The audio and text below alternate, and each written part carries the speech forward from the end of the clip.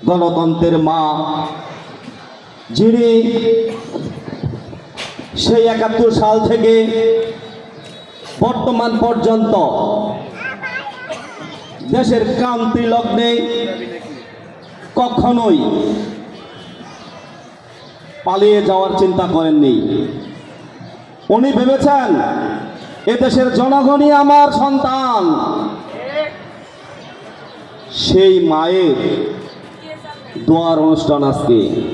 এই অনুষ্ঠানে প্রধান অতিথি এই এলাকারই সন্তান, ছাত্র দল থেকে গড়ে ওঠা সেই ঢাকা ইউনিভার্সিটি সাবেক ভিপি,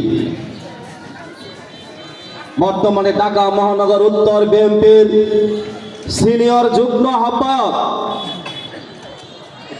মোস্তাফিজুর রহমান সেগুন ভাই। তালি দিয়েন না আজকে শোক সপ্ত সভায়। আরো এখানে উপস্থিত আছেন আমাদের উত্তরখান থানা বিএনপির যুগ্ম আহ্বায়ক বৃন্দ, সদস্যবৃন্দ, 3টি ওয়ার্ডের সভাপতি সাধারণ সম্পাদক বৃন্দ, বিভিন্ন ইউনিটের সভাপতি সাধারণ সম্পাদক বৃন্দ, অঙ্গ ও সহযোগী সংগঠনের নেতৃবৃন্দ ও পার্শ্ববর্তী থানার আগত মেহমান বৃন্দ ও আমার ভাই ও বোনেরা, আসসালামু আলাইকুম।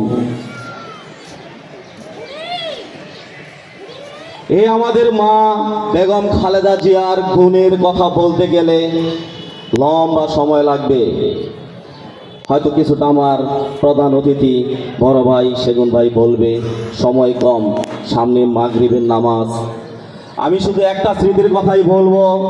যখন আমরা ওনার সাথে লং মার্চ করেছিলাম বাগেরহাটে, তখন দেখেছি মানুষ কিভাবে এই দেশনেত্রী বেগম খালেদা জিয়াকে ভালোবাসতেন। আমরা জয়শহরে ঢুকেছিলাম রাত 1:45 বাজে। তখন দেখেছি শীতের মধ্যে, কম করে শীতের মধ্যে, খুব সম্ভব মাস ছিল ডিসেম্বরের শেষ দিকে।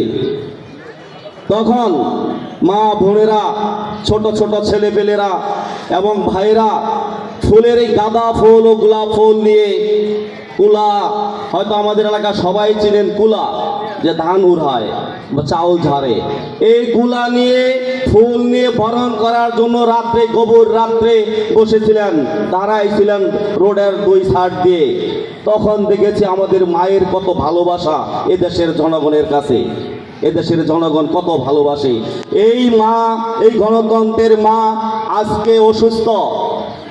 সবাই দোয়া করবেন মৃত্যুর সংলিটনে।